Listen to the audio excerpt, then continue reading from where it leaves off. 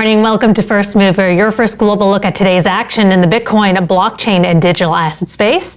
I'm your host, Christine Lee, and joining me is my co-host, CoinDesk Managing Editor of Global Capital Markets, Lewitinn. Emily Parker is on break. Good morning, Lawrence. How are you?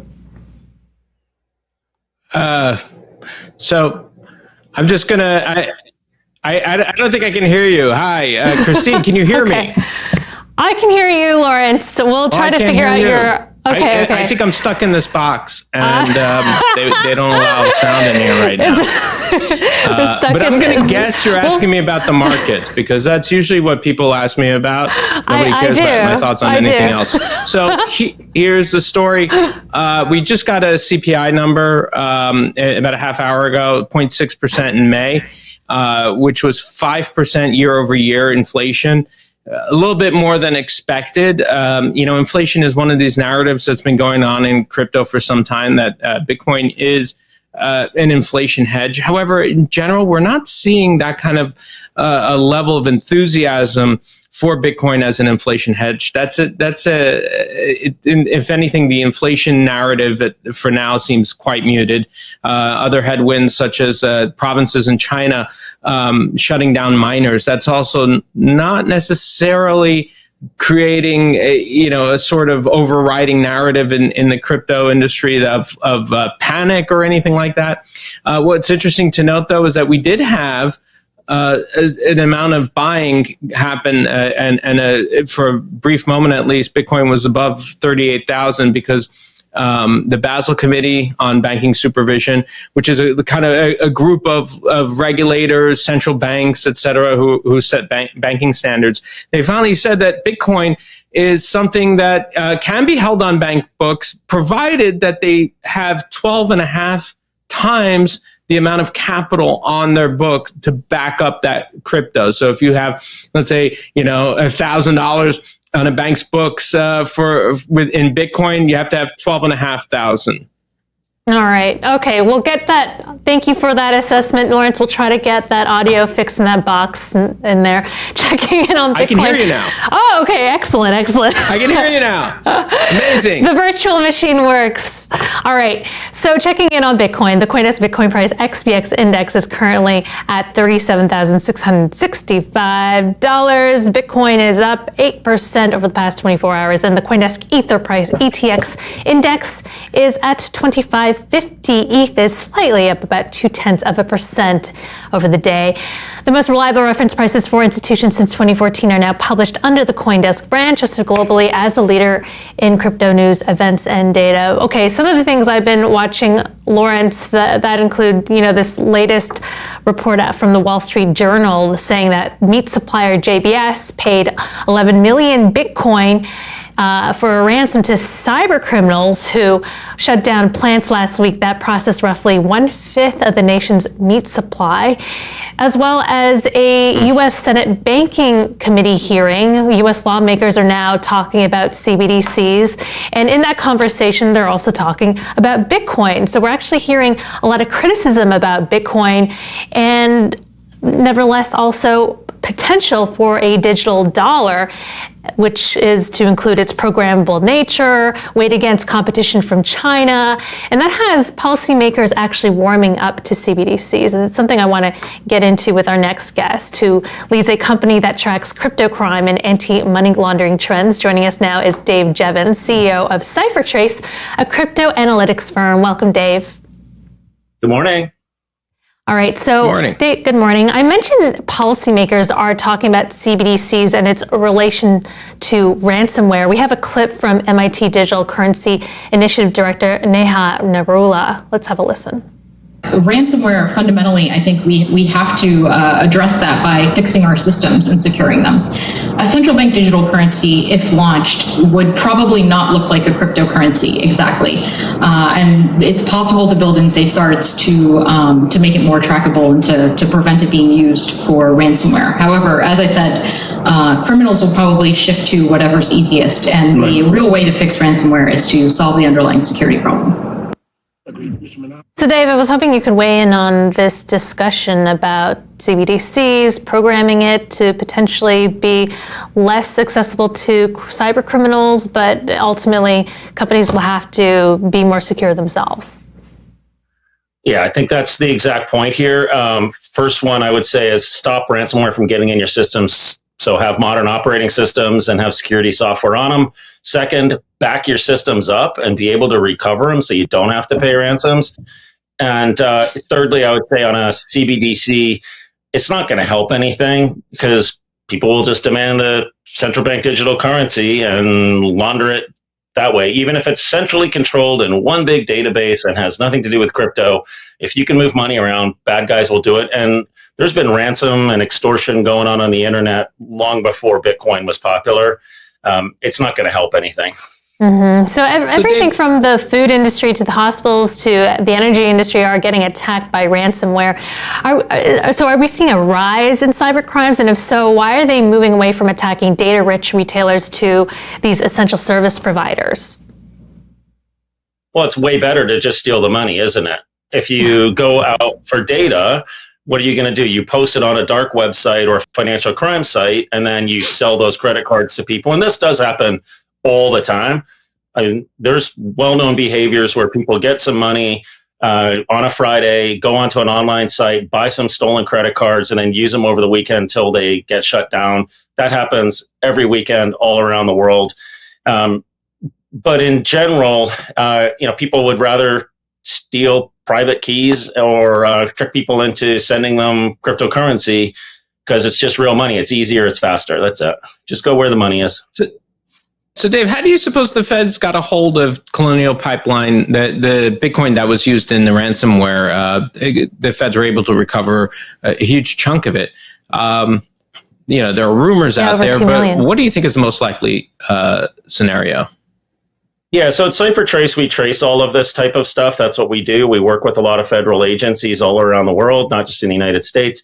And our tracing basically shows that the ransomware team, the dark side folks, for example, who are not necessarily the people who actually did it, but the manufacturers of the ransomware, because things get split up between infiltration.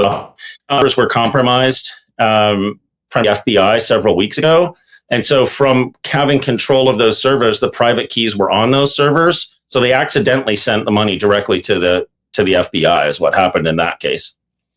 Now, they don't have all of it. We can track over 100 Bitcoins. Wait, that are how did they get control of the servers? Yeah, whoa. Yeah, don't drop that without going into it. Well, that's going on all the time, as there are concerted efforts by law enforcement all around the world to compromise criminal servers. So those could be dark web servers that are hosting the buying and selling of stolen credit cards, drugs, weapons, that kind of things. I mean, these days, people don't care so much about drugs, but definitely about weapons and human exploitation. So that work's happening all the time by law enforcement everywhere. They're always trying to find these servers, apply different exploits to them, whether it's code injection, other kinds of attacks. Sometimes it's that you actually can buy the server off the person who runs it, who decides, hey, that's getting too hot for me. Let me get out of the game and I'll let you run it, or I'll sell it to you and just don't chase me and throw me in jail. So there's all different types of techniques that are used by law enforcement to take over these servers. Is CipherTrace working with the federal officials in any capacity to help track down or, helping them with these servers in tracking ransomware attacks? We have numerous federal government contracts. We're not at liberty to disclose, what is the actual nature of them, but you can find them. It's all mostly public information about the contracts that CipherTrace has with the U.S. federal government. So what role is DeFi playing in money laundering? You guys are looking more into it. Are we going to see it involved in situations like Colonial Pipeline and down in the future? Highly likely. So we see DeFi being used increasingly for laundering of funds, but you see that with everything in the world, cash and credit cards and bank accounts too. DeFi, what we're most concerned about right now is not necessarily money laundering through it, because it's highly transparent. That's one of the beautiful things about it, is when people move money into DeFi contracts and move them around, CipherTrace can track all of that. So it's not necessarily a super effective way to hide your funds, because the technology that we have developed is sophisticated enough to track it across coin swaps and things of that nature. What we're more concerned about in DeFi right now are frauds, scams, and hacks. And that is the fastest growing part of any kind of crypto fraud and scams. So we saw in the first quarter of this year, more than half of all fraud, scams, and hacks were against DeFi platforms or used DeFi platforms. And in May, we tracked over $150 million of frauds and scams in DeFi just in 1 month. You also have a report from the FATF Virtual Asset Contact Group. They actually found that Bitcoin transactions to be more secure or less risky. What do you mean? Explain that if you could. Sure. Well, Bitcoin transactions are, of course, pretty simple. They've been around a long time, and there's just a lot of security behind it. When you look at DeFi, it's highly complicated. So there are a lot of smart contracts that are written that do not have adequate security audits on them. So if you think about a lot of the hacks and attacks, they have actually involved flaws in the software, in the smart contract, where clever programmers are reading it, figuring out the bugs, and then creating attacks against those smart contracts, whether they're flash loan attacks or other things. That's what's happening. It's because it's way more complicated. The nice thing about, as I said, DeFi is the contracts are out there, you can see how it works. But if you actually look at, for example, how a Uniswap transaction works, there's a lot of steps in it, and a lot of people are combining contracts together. So, I'll put my Ethereum, or I'll wrap some Bitcoin in a contract, and then I'll send it out to another service that will let me stake some coins, and then I'll get loans against it, and then I can borrow against that to get other coins, and then I'll flip that in 4 days. And when you look at the complexity of that, there's going to be bugs and problems that people can exploit, or just human error issues. So you guys are supporting the Binance Smart Chain now. The big question with Binance is no one really knows where they're located. Can it be trusted, given that the exchange that created it is so opaque about its location? Do you even know where Binance is located? Sure, they're everywhere. They're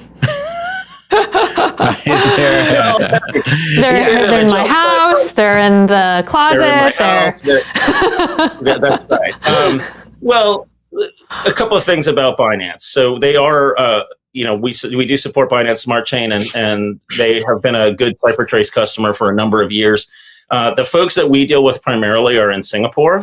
So that is really the global headquarters of Binance. And as you probably know, Singapore is one of the regions that has some of the strictest anti-money laundering requirements to be registered as a crypto company to operate in the country. Binance also does have local divisions, if you will, or companies. So, for example, Binance US is located in San Francisco. And interestingly, the former head of the OCC is now taking over the CEO job of Binance US. So we know where Binance is. Interesting.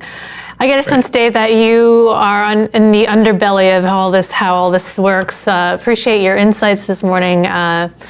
And hope to talk to you further as these developments continue. It's great. Good questions. Thanks, everyone. Have a great day. Thank you. That was CipherTrace CEO Dave Jevans. Coming up, checking in on Asia and the crypto markets with an update with BitBull Capital.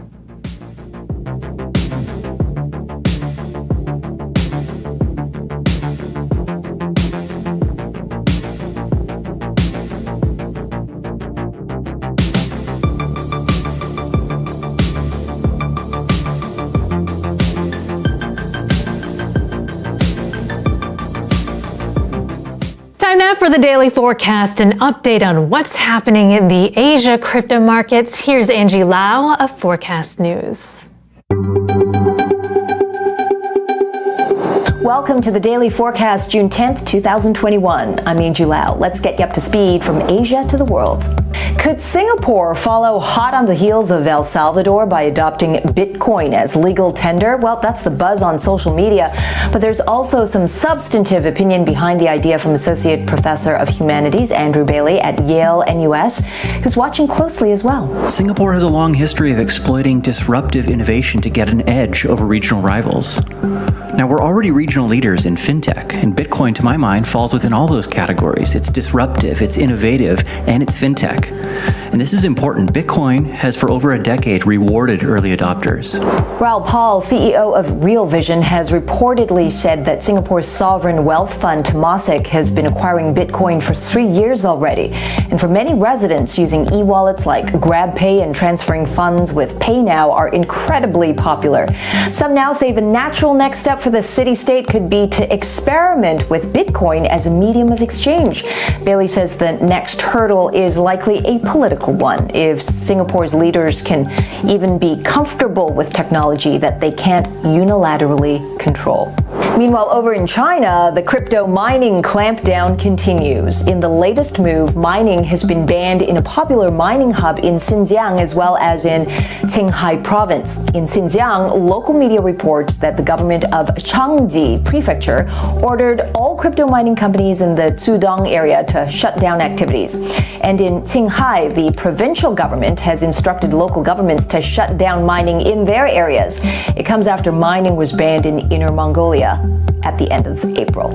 And the pressure doesn't stop there. It appears that certain crypto mining keywords in China are being barred from many of the most popular internet services in the mainland. Traders and investors who try searching for either the Chinese or English names of Binance, Huobi, or OKX are currently being met with 0 results on Baidu, Sogo, Sihu, and Weibo.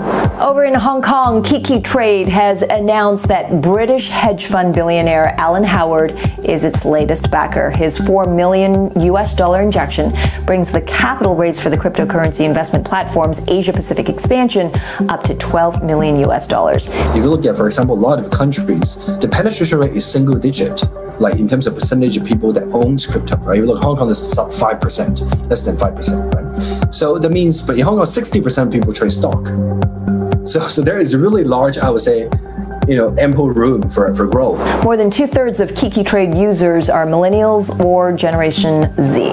In a positive day for markets, Bitcoin climbed just over 8%, sitting at a fraction under $37,000 at 4 p.m. Hong Kong time at the end of the Asian trading day. And in the top 10 for cryptocurrencies, Polkadot has gained 10.5%, and Uniswap is just up under 4%. And finally, today, over 1,000 people have been arrested across China on crypto-related money laundering charges. According to the Ministry of Public Security's WeChat account, the crackdown has also resulted in 170 criminal organizations being busted. Operation Card Breaking, as it has been dubbed by authorities, is now into its 5th round. When it started in October of 2020, it focused on the use of fake SIM cards and compromised bank accounts to launder money via the traditional banking system. But now that surveillance has been tightened in these areas, and now authorities allege that criminals have shifted to using cryptocurrencies instead. And that's the Daily Forecast. I'm Angie Lau. Until next time. The Crypto Markets Update is presented by Grayscale, the world's largest digital currency asset manager. Time for our live look at Bitcoin right now. The CoinDesk Bitcoin price XBX index is at 37,538.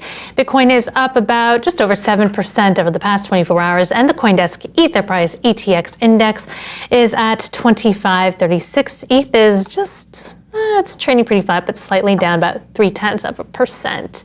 And joining us now to discuss the crypto markets is Lindsay Ju, who handles investor relations at Bitbull Capital in San Francisco. Welcome, Lindsay. Hey, Christine, thanks for having me. Good to have you. All right, so Lindsay, we're getting a lot of bullish news on Bitcoin in terms of El Salvador adopting it as legal tender, bearish news out of China. They're cracking down on mining operations there. So how is that impacting price, and where do we go from here? Yeah, certainly. I do think that we're in a bit of a consolidation pattern.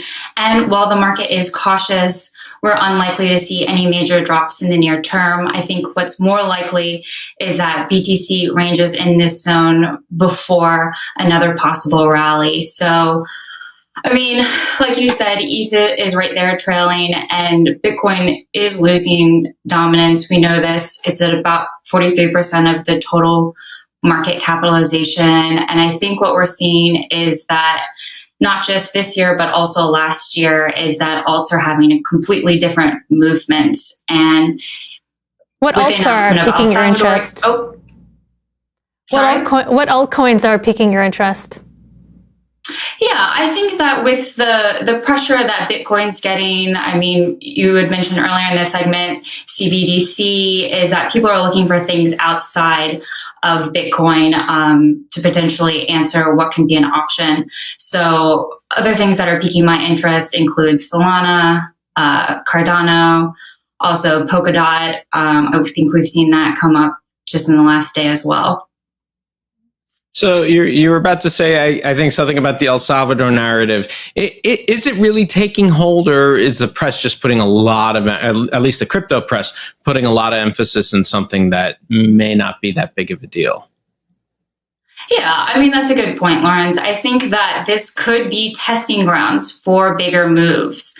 And with the bill being passed, I think that is good news. I mean, we have to start somewhere, right? So I think we're just starting small, and this could potentially be a movement to grand scale and larger global economics pressure. I think we're hearing movement also from Paraguay. Angie had mentioned Singapore. So I think that this is further opening an option for BTC adoption worldwide. And really, I mean, I think, the other thing I was going to say is just about this opening up a whole monetary option for the unbanked. And I think that's what El Salvador is focused on right now, is allowing the unbanked to have an option outside of their previous legal tenders.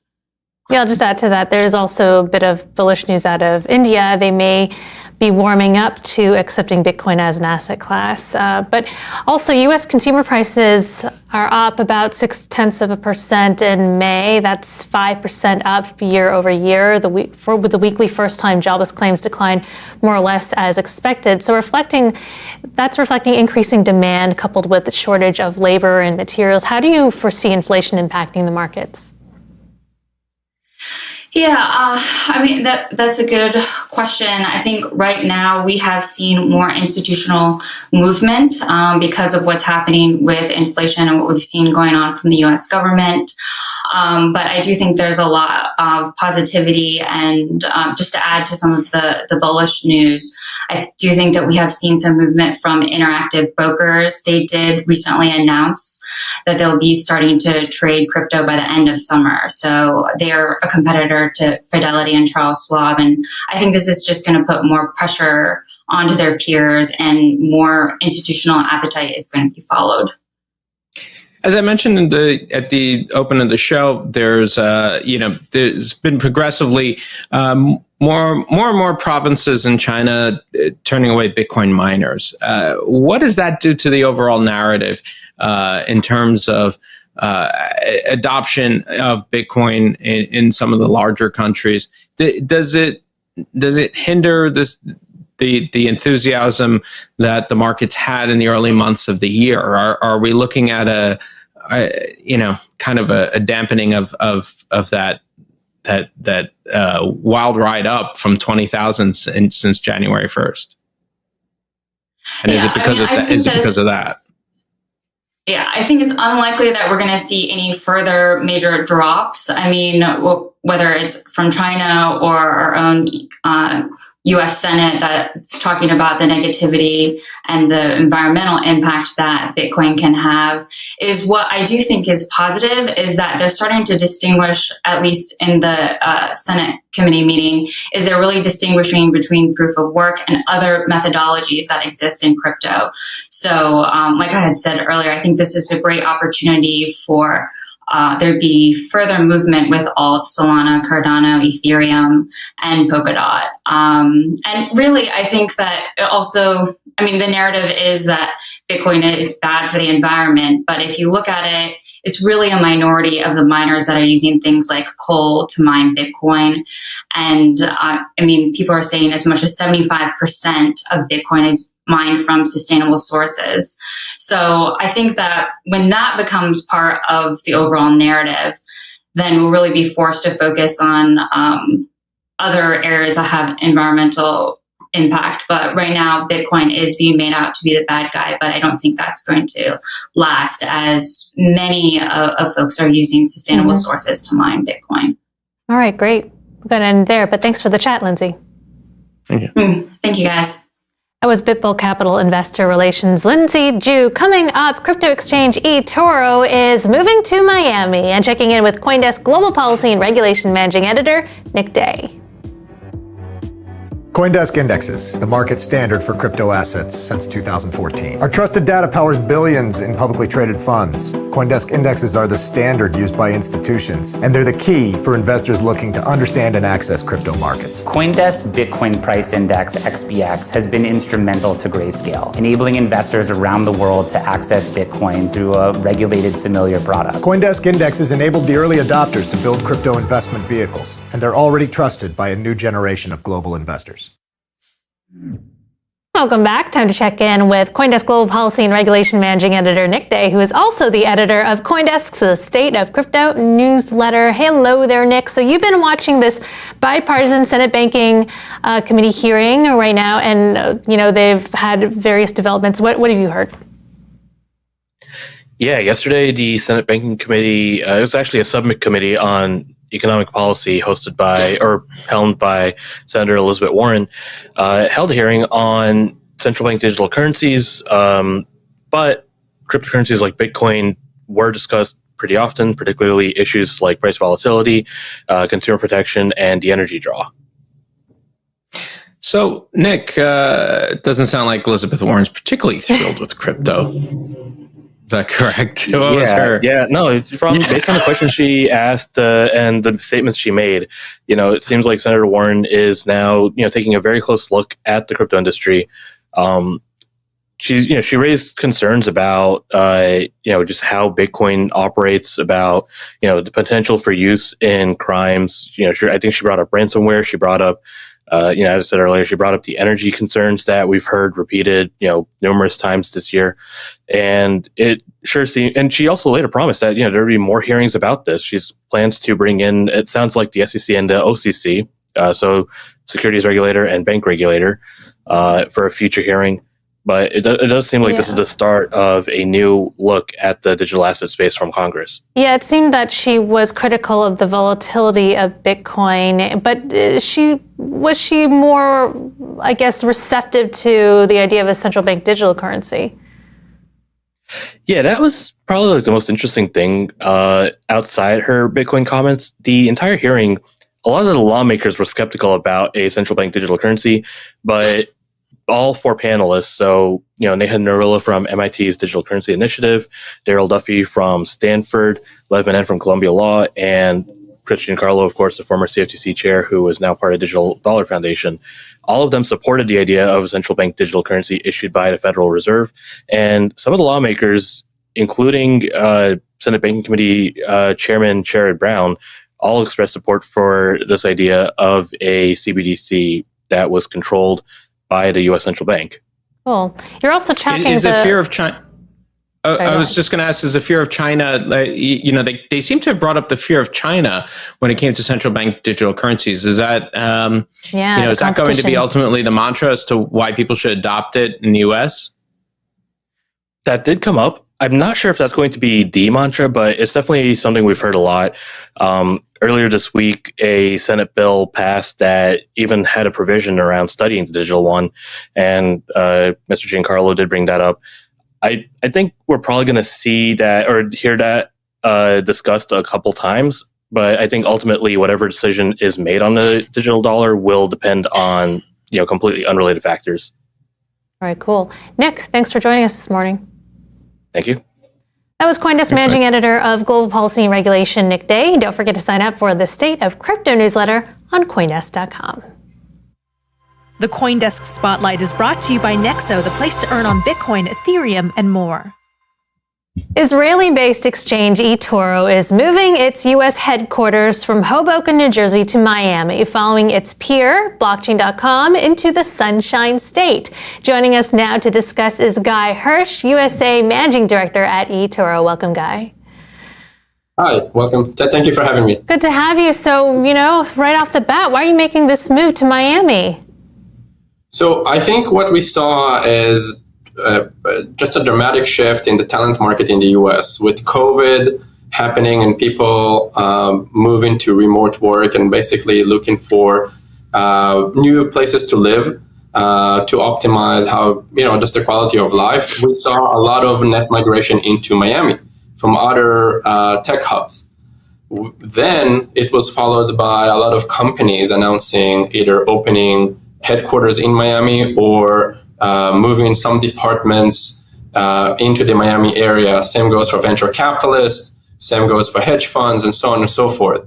So with that, we understood that if we want to attract top talent, and if we want to be in this game of all of what is happening, this groundswell that's kind of centralized in Miami, we should open an office there. And I should just preface, we're adding an office in Miami to our Hoboken office in order to build an ops center there. So this would be in addition to the Hoboken office. Got it. But is it nominal? Okay, go ahead. I was going to ask, you're leaving Hoboken as the headquarters, or is Hoboken just going to be the satellite with Miami as the headquarters?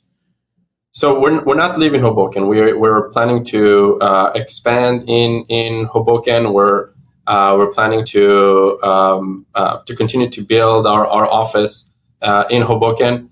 The Miami office is just a response to an understanding that talent is moving to Miami. And so if we want to attract that talent and if we want to further expand will the US, we would. Will the headquarters? Sorry, will the headquarters be? Will the U.S. headquarters be in Hoboken or in Miami? That is still kind of up in the air. We haven't decided that. Are you getting subsidies? Are you getting subsidies to go to Miami? Are you getting subsidies to go to Miami? No. Okay. And is it nominal at best? Do most of your employees work remotely anyway? So with COVID, we are now hiring in 5 different locations in the US. We're trying to build these hubs across the nation. So we're hiring in New Jersey, we're hiring in Miami, in Scottsdale, Arizona, in Austin, Texas, and in Los Angeles. And in all these places, we might be adding more in the future, but in all these places, we're hiring talent. And what we're trying to build are these hubs for our team members to then congregate and meet each other. But in terms of, I would say, more centralized offices or bigger presence, these would be, for now, Hoboken and Miami. And the reasons are obviously the fact that it overlaps with Israel, meaning in terms of Eastern time zone, as well as offering more opportunities for direct flights between Israel and the US. You were in Miami for the Bitcoin 2021 conference. What were some of your key takeaways coming away from there? It felt great. It felt great to finally see people in person after a year and change. There was a ton of enthusiasm for crypto, for Bitcoin, for the space. I think we saw how this industry is maturing with now established companies in the space presenting, showing their growth. And I think it's a net positive to just see all this excitement happening in Miami. Great. And at the same time, on the government level, they're dealing with a lot of ransomware attacks. The FBI recovered over $2 million in Bitcoin in ransom from hackers by somehow getting access to their Bitcoin wallet. Previous guests suggested that they had controlled the servers. But one of the theories out there as well is that a crypto exchange cooperated with the agency. How plausible is that? And does eToro work with government officials in any way in that capacity? Absolutely. So we get law enforcement requests in the US and worldwide on an ongoing basis that are associated with various inquiries. Not in every case we are aware of why law enforcement, why is a subpoena issued. for eToro, or let's say, for a particular customer on our platform, and we fully cooperate. We obviously are. Were you involved in the Colonial Pipeline, or perhaps the latest in the meat industry? Those ransomware attacks? Are you aware? Not that I'm aware of. No, we weren't involved. But law enforcement request is part of doing business. It's part of being a compliant company. It's part of being a responsible company, and making sure we respond effectively and efficiently to law enforcement requests whenever those are issued to us, or whenever a subpoena issued. And we will continue to do that, not just in the US, but globally. So, Guy, eToro, you guys are based in Israel, and it looks like you're about to have a tech entrepreneur as a prime minister for the first time. I mean, you've had tech entrepreneurs run Jerusalem, but as a prime minister, it's different. Of course, Prime Minister Netanyahu was a Boston consulting guy, different mindset than Naftali Bennett. What do you think is going to happen to the crypto industry under Bennett, assuming he can, first of all, become prime minister, and second of all, he and Yesh Atid don't get into a massive argument between now and whenever, which is Israeli politics, of course. But do you think it'll be more crypto friendly? Will it be kind of like the El Salvador or the Middle East, or is it going to be a continuation of Prime Minister Netanyahu's policies? So, under the assumption that this will happen, this transition of power will happen, and it's likely to happen on next week, I think that, and again, generally speaking, I think that the miracle that's called Israel is primarily driven by high tech and innovation.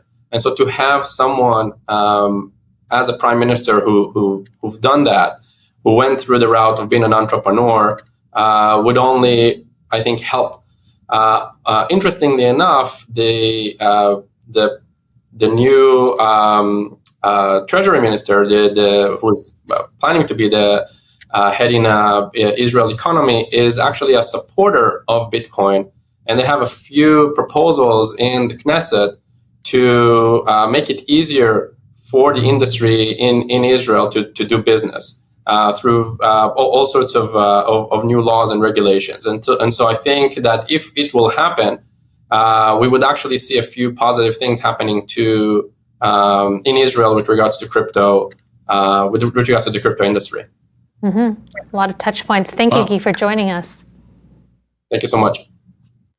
All right, that was eToro US Managing Director Guy Hirsch. Time now to check in with Crypto Twitter with our tweet of the day. This one from Bisma Malik, journalist for the New Indian Express, tweeting, India has moved away from its position of banning the cryptocurrencies and is likely to classify Bitcoin as an asset class, which will be monitored by the Securities and Exchange Board of India. A link to Bisma's article explains industry sources suggest Indian officials are moving away from their earlier hostile stance toward virtual currencies, and it's exciting developments following El Salvador's adoption of Bitcoin as legal tender. All right, that's it for First Mover. Thank you, Lawrence Lewitinn, for joining me. I'm your host, Christine Lee. I'll be back live at 3 p.m. with All About Bitcoin. Coming up at noon is The Hash. You're watching CoinDesk TV.